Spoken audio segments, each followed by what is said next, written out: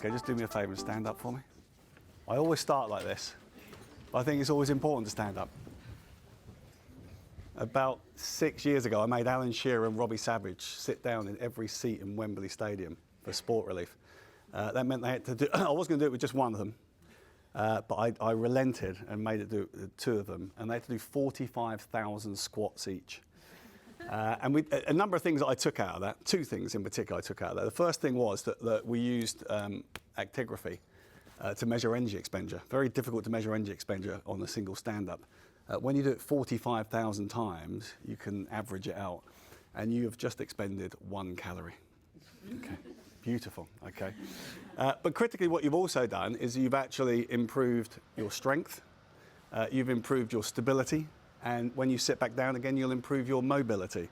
So just by standing up and sitting down makes a really big difference. Average office worker in the UK sits down for somewhere in the region of about 9 hours a day. That is 3/4 of their waking life sat down. Invariably for pregnant women and those in the audience that have had children, they'll be told to rest an awful lot. What it does is that has a profound effect on health, both in terms of things like cardiovascular health, cancer risk, stroke risk, but also things like adiposity. So the role of various critical enzymes are switched on and switched off simply by standing up. So when I talk about what I'm going to talk about today, when it comes to exercise and pregnancy, what I want you to think is just to reframe it in your mind. We're going to be talking to Shemi, one of the greatest winter Olympians of all time in this country.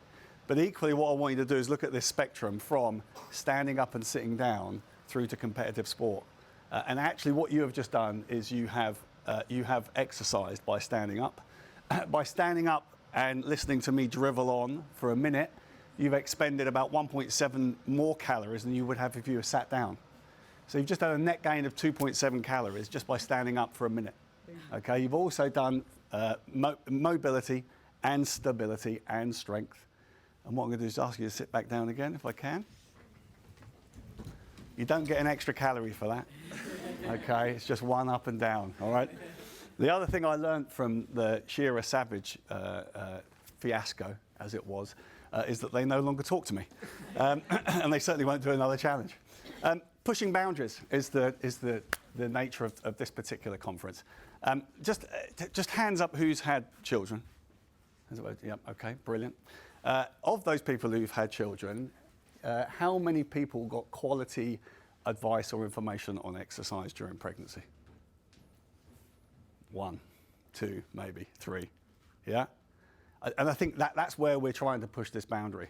The bottom line is that actually in the education of medical doctors, physical activity education, exercise education currently sits at a whopping 0 hours. We used to do a lot in physiotherapy. That's now been removed from the curriculum. And so actually what we do is we take some physiotherapists and we put them into the most difficult high-risk situations with things like cardiac rehab off the back of what is now another whopping 0 hours of exercise and physical education.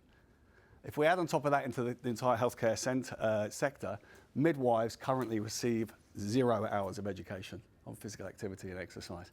So we have a lot of work to do to push the boundaries forward, to improve our understanding of what we can and what we can't do during pregnancy. I'll tell you another little ditty. It's a bit weird opening up a conference on women in sport with a bloke. I'll tell you what the sector's like, is that when I proposed my book, Bump It Up, the first publisher I went to said, no, you can't do that because you're a man. And I thought, my God, that's sexist. So I went down to W.H. Smith and I looked along the pregnancy rack and realised that actually there were no male authors, all female authors. So I went to another publisher and said, well, you know, this is what I want to do. And they said, could you write it under a pseudonym? This is absolutely true. And I just looked at it and I said, well, I could, but it'd be really difficult when it comes to radio and press interviews about the book, because I really don't look that good in the dress, let me tell you. I mean, and I've done it, believe you me. So it's interesting in terms of that pushing the boundaries, is that actually I think what we have to do is engage the entire populace. I did a series of radio interviews, and one I did was with Asian Network, which was just incredible. I wish we'd have recorded it as a podcast. It was amazing.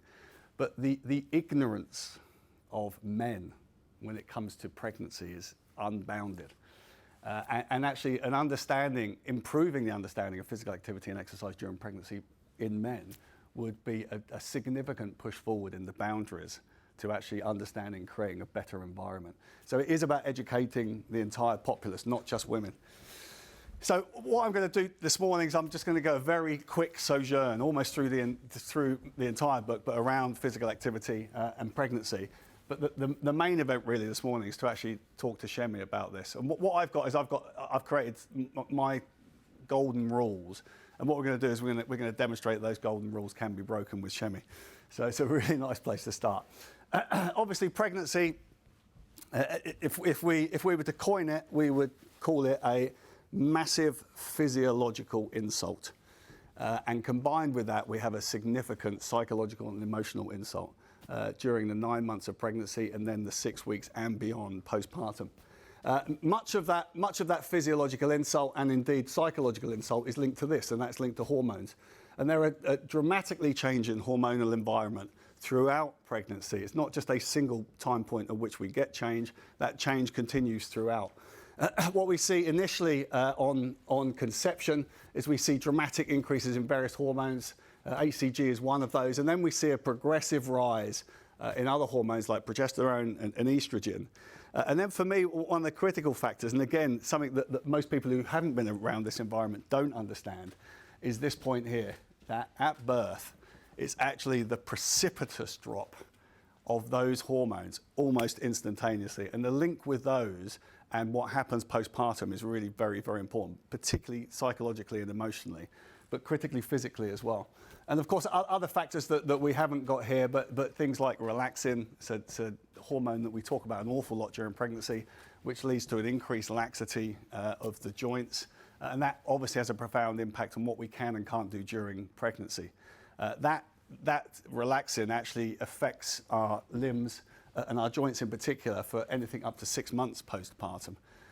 So those type of areas are really important to understand what is going on with the hormonal milieu to make sure that we are acting appropriately.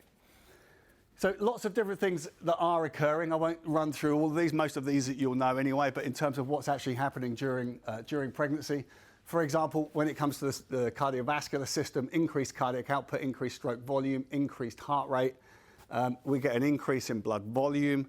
I mean, there's a whole host of things that are changing. Do we care about that? Well, we care about that because actually during exercise, that impacts on how we prescribe exercise in particular, but also with things like decreased systemic resistance, systemic vascular resistance, that can also affect how we respond to exercise and particularly how we respond at the end of exercise. One of the things that I see in my clinic on a regular basis, particularly a cardiovascular clinic, is a condition called vasovagal syncope, which is a reduction in blood flow back to the heart for various different reasons, a paradoxical bradycardia and peripheral vasodilation, which leads to fainting, leads to syncope. It's completely benign, but obviously when you are pregnant, it may not be benign. So understanding what happens physiologically to the body is really important, again, not only in terms of how we prescribe exercise, but also what type of exercise we can do, and critically what we do immediately post-exercise. So the way in which we prescribe exercise is different during pregnancy than it is during non-pregnancy. This is the obsession of pregnancy.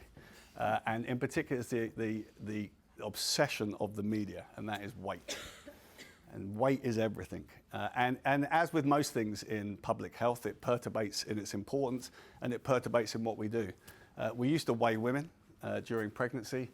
We then stopped doing that because it created problems psychologically and emotionally, it was thought. But then what they realized was that actually what that did by removing the weigh-in of women during pregnancy is it created a problem around weight gain and critically around low weight gain for women. And so now they've just reintroduced weighing at checkups for pregnancy. But it does perturbate. The point is that during pregnancy, we are going to put weight on. The question mark is how much weight do we put on and where do we put that weight on? Well, this just gives us an idea about where that weight is coming from.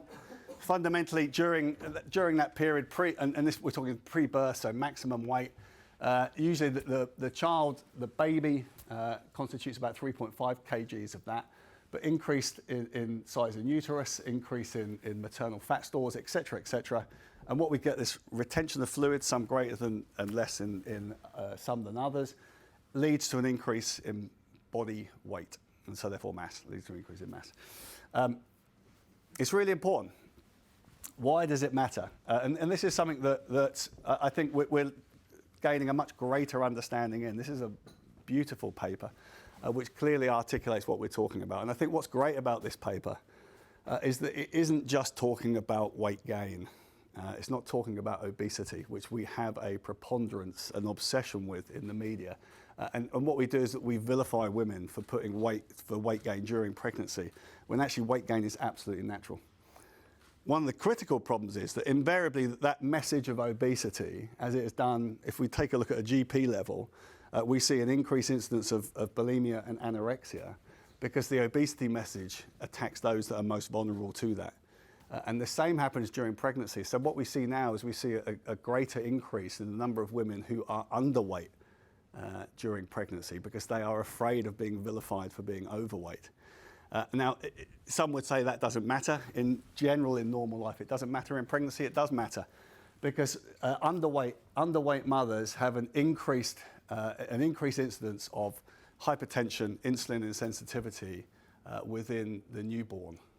And the same occurs with overweight. So excessive weight gain leads to insulin insensitivity, a larger weight of child at birth, and also hypertension.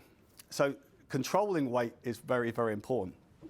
Doing that with diet alone is also quite difficult to do. And so what we are talking about is a combination of physical activity and nutrition. And it's the combination of the two which really does matter.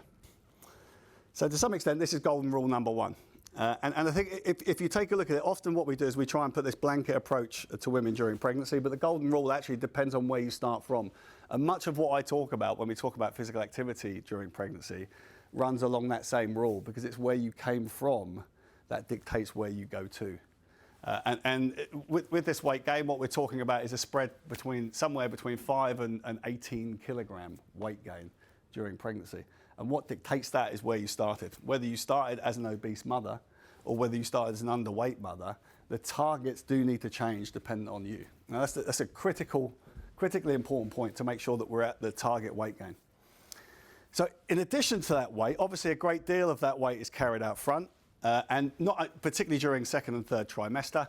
And what we have is that changing hormonal milieu, particularly things like relaxin, which are affecting joint laxity. And what we're pointing towards here is something that 80% of pregnant mothers suffer with, and that is low back pain.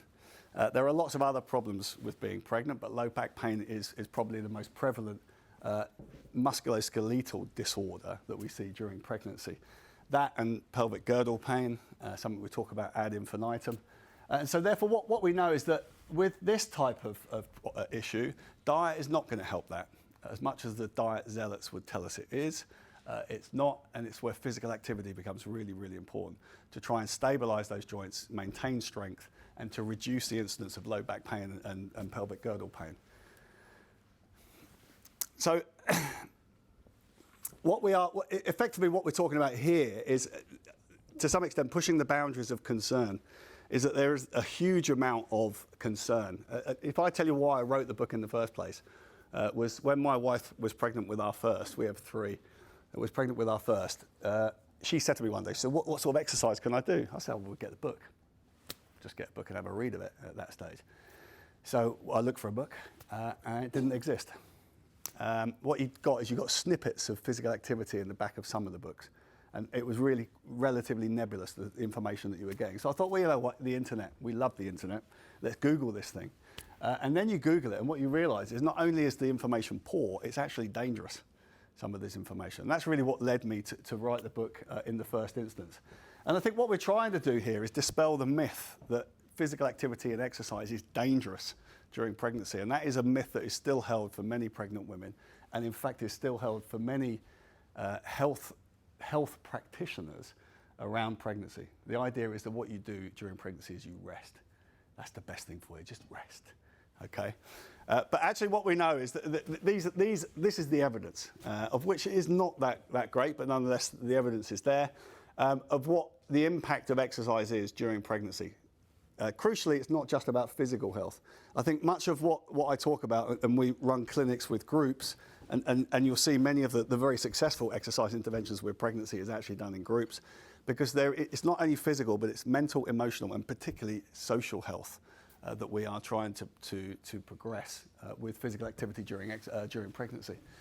So in terms of emotional and mental health, we get improved mood and self-esteem with exercise. We get a reduction, that arrows in the wrong direction, a reduction of depression-related symptoms.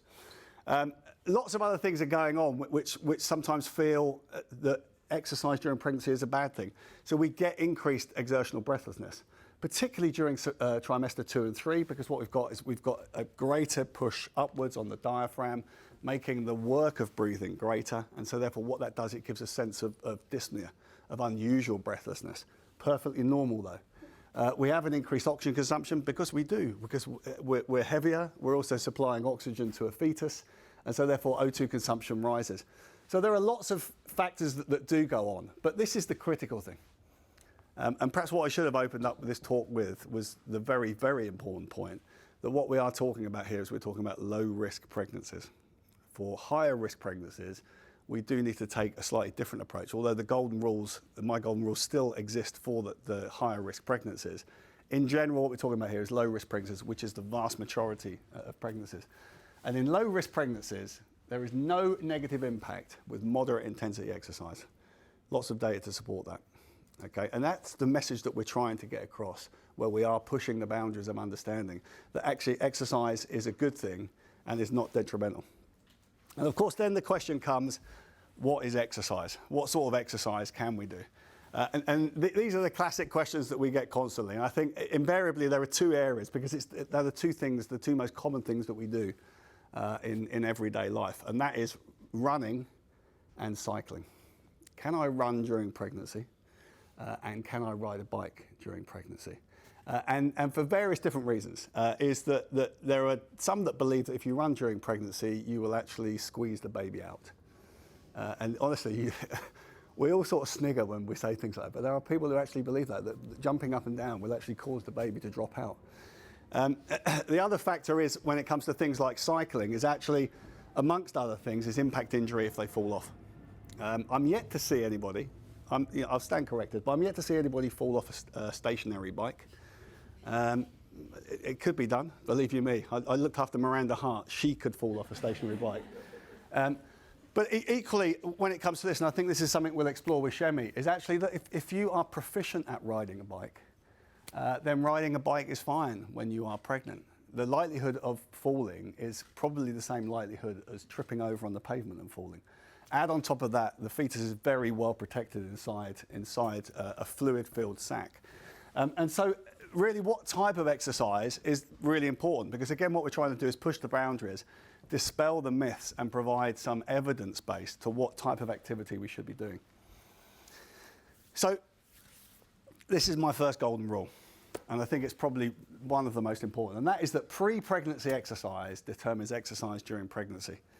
So the question to a pregnant woman, or the question from a pregnant woman that says, can I run now that I'm in my second trimester? The first question would be, did you run before pregnancy, and have you been running through trimester 1? And if the answer is no to both of those, then starting running is probably a bad idea. Not necessarily because it's deleterious to the baby, but actually because it's deleterious to the mother. High levels of relaxin, low skill levels could mean musculoskeletal injury and a variety of other issues. So what we do prior to pregnancy, and importantly what we do throughout pregnancy, dictates what we are able to do. This idea that we should take up a new skill, and we'll talk to Shemi about this with skiing. I mean, skiing is a classic question. Oh, the family are going on a skiing holiday next month. Is it all right if I go in my third trimester? Have you ever skied before? No. You may have answered your own question. You know, am I a 4-time Winter Olympian, 7-time FIS World Champion competitor? Can I ski next month? Probably be okay. So again, where you came from determines where you go to. Really very, very important. That doesn't negate doing any activity. And I think actually you can pick up new skills, new sports during pregnancy if you've never done them before. Swimming is a fabulous example of that. The wonderful thing about swimming is it's supportive because of the buoyancy. Also, the hydrostatic pressure improves things like systemic vascular resistance. Add on top of that, what you find with a lot of pregnant women is that they're invisible in water. Yes, they've got to walk from the change rooms to get to the pool, but once they're in the pool, actually they're invisible and they're just a swimmer like everybody else. And so there is a comfort in actually swimming. On top of that, swimming is a very simple skill to learn if you're doing it very slowly. There are caveats to that, things like breaststroke in third trimester because of relaxin and the impact on hips. If you're suffering pelvic girdle pain, that can be problematic. If you've got significant lower back pain, you're probably looking to strengthen that core before you actually start doing any excessive swimming. So again, it depends what you're doing. Should I swim the channel while I'm pregnant? Bit of a tricky one, because remember, cold water has as much influence as hot water does. We won't bother going into that, but never a great idea. Add on top of that, it's not about sweating. I think the idea that what we should do is encourage pregnant women into activity, into physical activity. It doesn't matter what it is, it's whatever makes them comfortable. Can we do yoga and Pilates during pregnancy? Yes, we can. My advice is make sure that you go to a specialist session where you've got the right people looking after you in those, people that understand pregnancy and know what you should and shouldn't be able to do at various stages during pregnancy. But without any shadow of a doubt, it still remains physical activity. It's the same guidelines that we have for the general population. And actually, Pilates can be a very valuable addition to an activity program for pregnant women. Of course, then it comes down to this idea of intensity. And what intensity do we go at? I mean, what we're looking for is moderate intensity. My treat is always listening to students describe moderate intensity. And at the end of it, if you have any idea what it means, you've done really well. Nobody understands it. The general populace certainly don't understand it. So what you've got to try and do is translate that into a language which is penetrable, not impenetrable. And I think, again, pushing the boundaries, what we have to do is push our knowledge to the point where we understand it well enough. Einstein coined it beautifully, and that was, if you can't explain it simply, you don't understand it well enough yourself. And so a little bit of reflective practice when you're actually talking with pregnant women makes a big difference. Moderate intensity, an RPE of 7. Oh, it's an RPE of 7. It's a rating of perceived exertion. How do you feel? Just you sort of feel moderate. What does that mean? It means absolutely nothing. And add on top of that, as we move into a much more sedentary population now, they have much less idea about what RPE means, because what they can't do is anchor it. One of the critical things about using rating of perceived exertion is being able to anchor the lower and upper points. We can all anchor 0, because when we sit down with a cup of coffee and watch TV, we're at 0. Anchoring, whichever scale we use, a Likert scale, if we use the Borg scale at 16, or we use a 0 through 10, anchoring maximum exercise is becoming increasingly difficult to do. And it's not something that you can actually educate somebody about during pregnancy. So when you talk about RPE is great as long as they understand what those anchor points are, and as long as they know what maximal exertion is. Because if they do that, then they can actually modulate their exercise down to this zone of moderate intensity. So again, make sure that people understand what that means. 75% of heart rate max, I think is a great tool. Lots of people wearing wearable tech now. You can use that. Remember that heart rate is higher during pregnancy. We've also got a reduction in systemic vascular resistance, an increase in stroke volume, increase in cardiac output because of an increase associated with an increase in blood volume. So again, be a little bit careful with this. But if used wisely, it can move us into that moderate intensity zone. And then I think the basic ones, for those pregnant mothers who have never been physically active, the talk test is great. So moderate intensity is the intensity at which you can carry on a full conversation. You may not be able to sing. Sadly, I can't sing anyway, so that was never a good test. But if you can continue a full conversation that isn't broken, then you're likely to be at moderate intensity. And to some extent, being conservative here is a good thing. So if they're not going quite hard enough, to some extent it doesn't matter. What they'll do is they'll learn and migrate as they go through that. But moderate intensity is absolutely what we're looking for. Why are we looking for that? We're looking for that because this is another one of my golden rules, very important, particularly during trimester 1, and that is to avoid overheating. There is good evidence to suggest that a dramatic rise in core temperature affects the growth of the fetus, the development of the fetus. And so avoiding overheating is really important. And again, what that comes down to is how you prescribe exercise for your pregnant mother as well. And so one of the classic questions that you get is, can I do spinning? Or can I do group classes? Well, what you have to consider is that in a spinning room, when there are 30 people hammering out with very poor ventilation, invariably what's happening is that the environmental temperature is rising dramatically. That can have a profound impact on core body temperature. So what you have to do is take into consideration everything that is associated with it.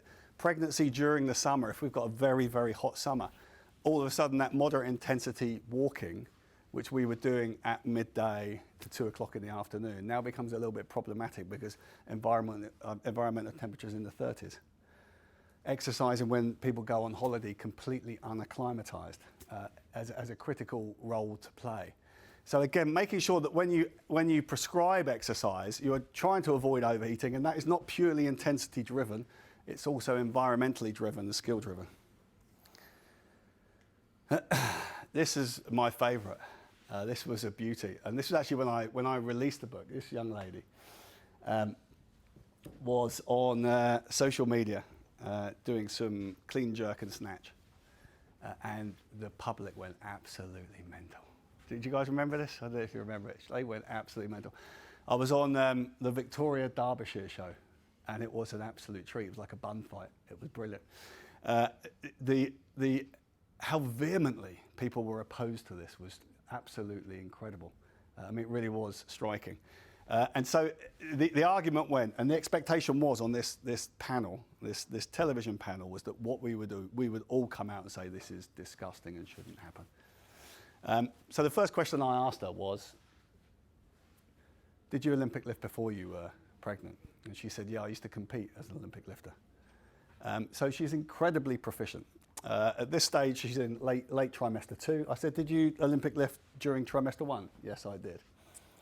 And just take a look. If you have a look, you probably can't quite see it. These are 5-kilo discs on a thin bar. So effectively what she's doing is she's snatching here with 20 to 25 kilos. Okay, I said, so what's your PB snatch? 80 kilos. So all of a sudden what you do is you put this into context. So what you've got is you've got somebody who's highly proficient, highly skilled, who has been Olympic lifting throughout pregnancy and is currently lifting 25% of her 1 RM. Are we thinking that's okay? Are we thinking that's okay, everybody? Yeah, wouldn't have a problem with that. Of course, health workers are saying absolutely not, don't do it. The one thing that we have to be careful of, obviously, with this, and this is the one message that I sent, is that what you have to be careful of is not saying that this is normal in any way. So in other words, remember that the first golden rule, you do where you came from. If you've never Olympic lifted before, I wouldn't suggest starting it in trimester 3. And so that really is very important. And again, critically, the intensity is very low. Because what we don't want to do is vilify this, is that strength is really important during pregnancy, very important during pregnancy. In fact, you are carrying a huge increase in mass, which is a significant burden. And most of that mass comes onto the lower back and the pelvis. And so actually trying to improve strength during exercise is really, during pregnancy is really important. It also is critically important postpartum. Because postpartum, you have to carry a baby. And the baby weighs an awful lot as they grow. And it's a very, very unusual position and posture to carry them in. So maintaining strength during pregnancy is really important to outcome post-pregnancy and postpartum. This for me is absolutely fundamental. Maintenance, not improvement. It's brilliant. I mean, you can imagine, you know, I have a clinic on Harley Street. So we see athletes. And there are athletes who want to get faster during pregnancy. And they want to do that because they know that in the Eastern Bloc, in the 70s, they used to dope with pregnancy to make better athletes. So they would impregnate a woman and then abort at the end of trimester 1 to gain all of the positive physiological benefits and therefore come and compete faster. So the perception is I can get better during pregnancy because I've got a greater blood volume, I've got an increased hematocrit. I can actually get faster. Well, that's not the case. And in fact, what we should be doing is actually looking at maintenance, not improvement. The key message for me in this is that what we're not talking about is regression. So what we can do is we can maintain physical conditioning throughout pregnancy without regressing. And that's even with a reduction in exercise intensity and a change in the activities that we're doing. But we're certainly not looking at improvement, and that's absolutely critical for that. You know, it's a classic. Another classic. I did an interview, Anne Diamond. I'll mention her because I did it with Anne, and I was talking about pelvic floor. And I said, you know what, what's interesting is actually what you can do is get your husband to do it with you. And you can do it together if it makes you feel better. And she went, men have got a pelvic floor. That's the level of knowledge. You know, and I think sometimes we sort of forget what the level of knowledge is in the general public. That's what level of knowledge we're talking about. Does a man have a pelvic floor? Well, of course they do. But for me, this is absolutely crucial. Pelvic floor, pelvic floor, pelvic floor. If you do nothing else, do pelvic floor. We did a show for the One Show last year, Sport Relief One Show, and it was called The Mother of All Challenges. If you haven't seen it, I'm pretty sure it's on iPlayer. You should watch it, it's brilliant. So we took 5 new mums and we did the whole host of different challenges, from swimming in Loch Ness to caving, which was frightening, to cycling, to running and various others. First day, we sat around the table, and I have a specialist women's clinic at my clinic in town. And I said to them, look, if you've got any questions at all, any questions, then just feel free to ask. And what we can do is make sure we put you in contact with the right person to solve that issue. And one of the ladies said, he said, weirdly enough, you just mentioned pelvic floor, but he said, I've been leaking since I had my baby. And I said, how old's your baby now? 5 years old. 5 years old, she's had incontinence for. Can you imagine the impact of that on the quality of life of that woman? But my favourite bit without any shadow of doubt was, I spoke to my PT about it, and his advice was to use a thicker pad. That was it. I mean, can you imagine? And again, that's the level of knowledge in what we would deem to be the sort of fitness and health industry. I'll just use a thicker pad, that'll be all right, be fine. So clearly, it's something that's very important, because not only is this a physical issue, it's also very much a psychological and emotional issue. And without any shadow of doubt, pelvic floor can be done pre-pregnancy, very important pre-pregnancy. It can be done during and throughout pregnancy, up to day of delivery, and it can be done immediately post-delivery. So it's the one thing that you start and you start early. And it makes a profound effect. It has a profound effect not only physically, but mentally and emotionally. It can be done. And I think that there's a balance to be struck here. So I remember last year I did quite a lot of media around Serena Williams returning to Wimbledon, having just given birth. Everyone followed that, yeah. It was on every paper. The obsession of what are fundamentally male journalists is what a pregnant woman can actually do something after pregnancy. She showed it really very nicely, but there are great other examples. If you've not read Joe Pavy's book, it's a fabulous book, and talks about actually that role. I was with Sarah Story a couple of weeks ago talking to her about exercise post-pregnancy, and we're going to hear from Shemi in a moment. It can be done. I think the care that's warranted here is a number of different things. Number one, critically remember, she was an elite tennis player before she fell pregnant. She played tennis throughout her pregnancy, and so therefore she returned to tennis really quite rapidly. What she didn't do is return to tennis having never played tennis before within 3 weeks postpartum. Radcliffe's an interesting one, because if you remember, Radcliffe got a femoral neck fracture, probably returning too rapidly. She ran pre-pregnancy, ran throughout pregnancy, but returned to racing very rapidly post-pregnancy, which may have been linked to that musculoskeletal injury. But without any shadow of doubt, what you see is that these ladies didn't come to this afresh or anew. What they did pre-pregnancy, what they did during pregnancy, fundamentally dictated what they did post-pregnancy. So I'm going to finish up there, and we'll get Shemi up, because she's much more interesting than me.